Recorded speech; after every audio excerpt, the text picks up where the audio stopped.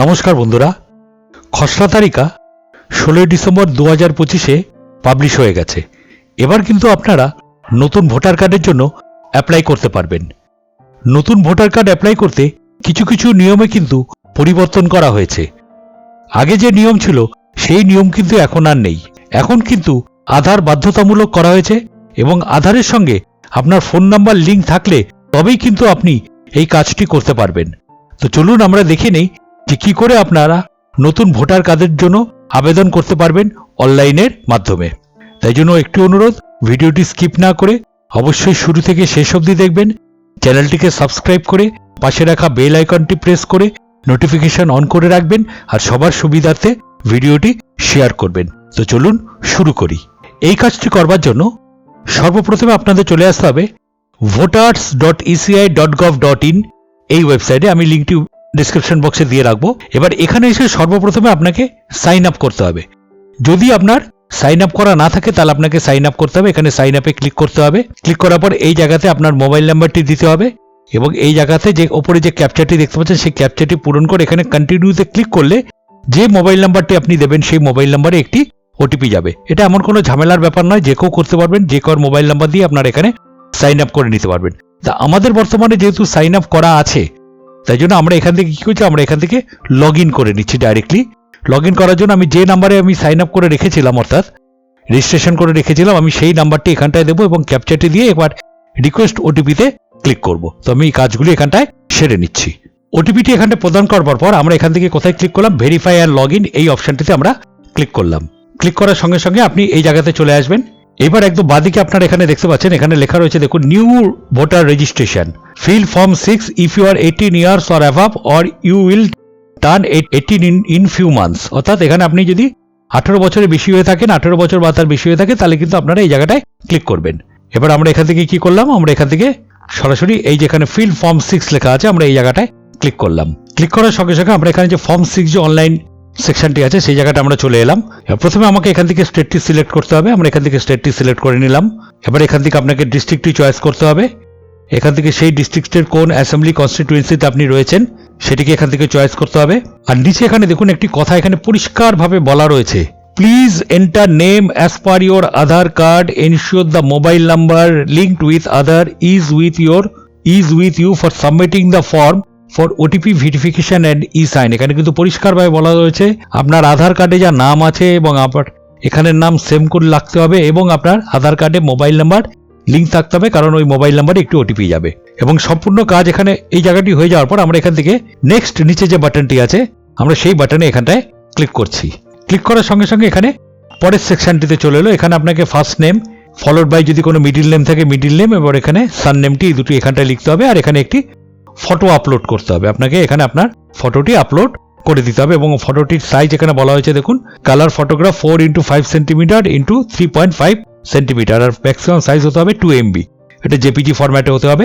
করার পর এখান থেকে আবার এখানে যে নেক্সট বলে যে অপশনটি আছে, এখানে যে নেক্সট অপশনটি আছে দেখতে পাচ্ছেন, সেই নেক্সট অপশনটিতে আবার আপনাদের ক্লিক করতে হবে। এবার এখানে আপনাকে পরে যে সি নামক কলামটি আছে এখানে আপনাকে রিলেটিভ নেম দিতে হবে। আপনি যাকে রিলেটিভ হিসেবে দেখাতে চাইছেন সেটা ফাদার হতে পারে, মাদার হতে পারে, হাজব্যান্ড হতে পারে বা ওয়াইফ হতে পারে বা লিগাল কোনো গার্জিয়ান নেম হতে পারে। আমরা এখানে ফাদারের নাম দিয়ে ফিল আপ করছি। আমরা এখানে ফাদারে ক্লিক করে দিলাম। এবার এখানে ফাদারের ফার্স্ট নেম, লাস্ট নেম এগুলো আমরা এখানটায় দিয়ে আমরা এখান থেকে নেক্সট যে অপশনটি আছে সেই অপশনটিতে আমরা ক্লিক করছি। এরপরের যে স্টেপটি আছে সেখানে আপনাকে মোবাইল নাম্বার দিতে হবে। আপনার যে মোবাইল নাম্বার আছে, তাহলে যদি নিজের মোবাইল নাম্বার থাকে তাহলে এখানে সেলফে ক্লিক করবেন, আর যদি অন্য কারো আপনার নিজের যদি না থাকে আপনি অন্য কারোর মোবাইল নাম্বার দিতে চান তাহলে এখানে রিলেটিভ মেনশন এই জায়গাতে আপনাকে ক্লিক করতে হবে এবং এখানে মোবাইল নাম্বারটি দিতে হবে। আমরা এখানে সেলফে ক্লিক করলাম। আর যদি আপনার ইমেল আইডি থাকে বা ইমেল আইডি দিতে চান তাহলে আপনি এখানে সেলফে ক্লিক করে আপনি নিজের ইমেল আইডিটিও এখানটায় দিয়ে দিতে পারেন। আমরা বর্তমানে এখানে ইমেল আইডিটি না দিয়ে আমরা খালি এখানে মোবাইল নাম্বারটি দিয়ে তারপর আমরা এখান থেকে আবার এখানে নিচে যে নেক্সট বাটনটি আছে আমরা সেই বাটনে ক্লিক করছি। এবার পরের যে পার্টটি আছে সেই পার্টে আপনাকে এখানে কি করতে হবে, আপনার আধার নাম্বারটি এখানটায় দিতে হবে। আধার নাম্বারের এখানটায় ক্লিক করতে হবে আর এখানটায় আপনাকে আধার নাম্বারটা পুট করতে হবে। পুট করার পর এখানে আবার যে নেক্সট বলে যে বাটনটি আছে সেই বাটনে ক্লিক করতে হবে। এবারে পরের যে সেকশনটি সেই সেকশনটিতে আপনি কার ভোটার কার্ড অ্যাপ্লাই করছেন, মেল হলে মেল, ফিমেল হলে ফিমেল বা থার্ড জেন্ডার যেটি আপনি সিলেক্ট করবেন সেইটিতে সিলেক্ট করে আবার এখানে আপনাকে নেক্সটে ক্লিক করতে হবে। এবার এই জায়গায় আপনাকে ডেট অফ বার্থ দিতে হবে। এখানে ক্লিক করলে এরকম ক্যালেন্ডার চলে আসবে, সেই ক্যালেন্ডার থেকে আপনাকে ডেট অফ বার্থটি চয়েস করে নিতে হবে, আপনার যে ডেট অফ বার্থ। এবং এখান থেকে সাপোর্টিং ডকুমেন্ট হিসাবে document of proof date of birth হিসাবে আপনি কি দিতে চাইছেন সেটা এখান থেকে সিলেক্ট করতে হবে। আমি এখানে দেখিয়ে দিচ্ছি যে কি কি আছে, আপনাদের কি কি আছে এখানে সাপোর্টিং ডকুমেন্ট হিসাবে, যেটি আপনি ডেট অফ বার্থ হিসাবে দিতে পারবেন। সেটা হলো একটা birth certificate issued by competent local body, municipality authority, registrars of births and deaths, Aadhaar card, PAN card, driving licence, certificate of class 10 or class 12 issued by CBSE, ICSE বা state education board যেখানে date of birth উল্লেখ করা আছে, বা Indian passport. আপনার এখানে দেওয়া রয়েছে এখানে আধার কার্ড, তবে আমি আপনাদের সাজেস্ট করবো আপনারা আধার কার্ড না দিয়ে বাদবাকি যে কোনো একটি এখান থেকে চয়েস করে নেবেন। আমরা এখান থেকে birth certificate issued by competent legal body এটা আমরা ক্লিক করে নিচ্ছি, আর এখানটায় ডেট অফ বার্থটি দিয়ে আমরা এখান থেকে আবার নেক্সট যে অপশানটি আছে সেই অপশানে আমি এখানটায় ক্লিক করছি। আর নিচে এখানে আপনি সাপোর্টিং ডকুমেন্ট হিসেবে অর্থাৎ প্রুফ ডেট অফ বার্থ হিসাবে যেটি ডকুমেন্ট দিচ্ছেন সেই ফাইলটি আপনাকে এখানটায় দিয়ে দিতে হবে। সেটি অবশ্যই সাইজ হবে 2 MB এবং সেটি জেপিজি, পিএনজি বা পিডিএফ ফরম্যাটে হতে হবে। যে কোনো একটি ফরম্যাটে হলেই সেটি হয়ে যাবে। আমরা এখান থেকে বাদবাকিগুলো করে নিচ্ছি। এবার পরের সেকশনে আপনাকে এখানে প্রেজেন্ট অ্যাড্রেসটি দিতে হবে। এখানে হাউস, বিল্ডিং বা অ্যাপার্টমেন্ট নাম্বার, এখানে স্ট্রিট, এরিয়া, লোকালিটি, এখানে ভিলেজ, টাউন, এখানে পোস্ট অফিস, পিনকোড, তহসিল বা মন্ডল এখানটা দিতে হবে। এখানে ডিস্ট্রিক্ট চয়েস করতে হবে, এখানে স্টেট তো বলাই আছে। আর এখানে ডকুমেন্ট প্রুফ হিসাবে আপনি রেসিডেন্স প্রুফ হিসাবে কি দিতে চান এখানটা ক্লিক করলে এখানে পরপর দেখিয়ে দেবে যে আপনি কি কি দিতে পারবেন। দেখুন আছে water, electricity, gas bill connection for that address, যেটা 1 বছরের মিনিমাম 1 বছরের পুরানো হতে হবে। Aadhaar card, current passbook of nationalise scheduled bank বা post office, Indian passport, revenue department land owning records including Kisan ভাই, রেজিস্টার্ড রেন্ট লিজ ডিড যদি আপনি ভাড়া থেকে থাকেন, রেজিস্টার্ড সেল ডিড যদি বাড়ি আপনি বিক্রি করে দিয়ে থাকেন, ইন কেস অফ ওন হাউসের ক্ষেত্রে রেজিস্টার্ড সেল ডিড সেটা আপনি দিতে পারবেন। যদি নিজের বাড়ি আপনি বিক্রি করেন তাহলে সেল ডিড হিসাবে আপনি সেই ডিড কপিটি এখানটায় দিয়ে দিতে পারবেন। এবং এখান থেকে আপনাকে যে ডকুমেন্টটি প্রুফ হিসাবে দেবেন সেটিকে এখানে চুজ করে এখানটায় দিতে হবে। এটিও মিনিমাম 2 MB হতে হবে, সেটি জেপিজি, পিএনজি বা পিডিএফ ফরম্যাট হতে হবে। আমরা এখান থেকে আধার কার্ডটিকে চুজ করে নিলাম, আর এখানটা আমরা অ্যাড্রেসটি ফিল আপ করে এখানে ফাইলটিকে চুজ করে আমরা এখানটায় নেক্সট যে বাটনটি আছে আমরা সেখানটায় ক্লিক করে নিচ্ছি। এর পরের পয়েন্টে ক্যাটাগরি অফ ডিসেবিলিটি, যদি কেউ ডিসেবিলিটি পার্সন হয়ে থাকেন তাহলে কি ধরনের ডিসেবিলিটি সেটা এখানটায় ক্লিক করতে হবে, এবং তার জন্য যে supporting document certified attach copy সেই কপিটি এখানটায় অ্যাটাচ করে দিয়ে তারপরে আপনাকে এখান থেকে নেক্সটে ক্লিক করতে হবে।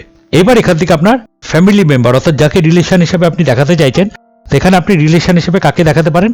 এখানে দেখুন রিলেশন হিসেবে আপনি দেখাতে পারেন ফাদার, মাদার, ওয়াইফ বা legal guardian in case of orphan, guru in case of third gender. এগুলো আপনি রিলেশনশিপ হিসাবে দেখাতে পারবেন, এবং যার রিলেশনশিপ এখানটা দেবেন বা যার নাম দেবেন তার যে বর্তমান এপিক নাম্বার অর্থাৎ ভোটার আইডি কার্ড নাম্বার সেই কার্ড নাম্বারটি আপনাকে এখানটায় টাইপ করে দিয়ে এখানটায় নেক্সট যে অপশনটি আছে সেই অপশনটিতে আপনাকে ক্লিক করতে হবে। এবার পরের যে পার্টটি এখানে দেখুন লেখা আছে ডিক্লারেশন ফর্ম। এটি কিন্তু আগে যখন ভোটার কার্ড ফিল আপ করা হতো অনলাইনে তখন কিন্তু এই অপশনটি ছিল না, এটা কিন্তু নতুন করে অ্যাড করা হয়েছে। এবার এটাই হলো মেন জায়গা। এখানে আপনাকে প্রথমে আপনার নাম দেখাবে, যার নামে অ্যাপ্লাই করা হচ্ছে তার মোবাইল নাম্বার, তার অ্যাড্রেস, আর এখানে আমরা লিগাল গার্জিয়ান হিসেবে যার নাম দিয়েছি সেই নামটি এখানটায় দেখিয়ে দেবে। এবং এখানে বাদবাকি যে জায়গাগুলো আছে এখানে দেখুন দুটি অপশন আছে। প্রথম যে অপশনটি আছে এখানে লেখা আছে দেখুন my parents name, father, mother, grandfather, grandmother exist in electoral role of last SIR।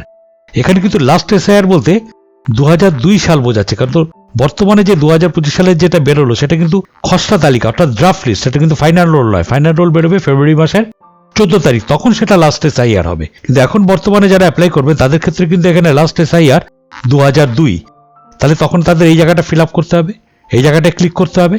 আর যদি এখানে বলা থাকে যে neither my name or my parents name exist in electoral role of last SIR, তাহলে তাকে এই জায়গাটায় ক্লিক করতে হবে।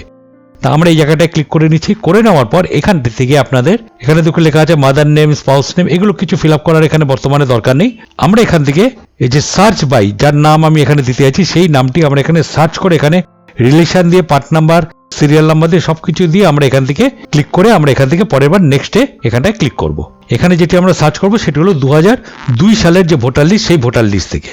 এবার এখানে সবকিছু ফিল আপ করার পর আমরা যখনই এখানে যে সার্চ যে বাটনটি আছে আমরা যদি এই বাটনটিতে ক্লিক করি, ক্লিক করার সঙ্গে সঙ্গে দেখুন তলায় এখানে একদম ডিটেলসটি দেখিয়ে দিচ্ছে। এখানে আপনার 2002-তে যা ছিল সেই ডিটেলসটি এখানটায় দেখিয়ে দিচ্ছে। আপনি এখানে যাকে রিলেশনশিপ হিসাবে এখানে যার নাম দেখিয়েছেন বা যারটি রিলেশনশিপ হিসেবে দিয়েছেন, এবং ওপরের এটি যদি ঠিক থাকে তাহলে আপনাদের এখানটায় my relevant name exist in electoral roll as per the above details এখানটায় ক্লিক করে আমাদের কন্টিনিউ এখানটায় ক্লিক করতে হবে। যে কন্টিনিউতে ক্লিক করলাম, কন্টিনিউতে ক্লিক করার পর এখান থেকে সম্পূর্ণ ডিটেলসটি আপনাকে এখানটায় শো করে দেবে।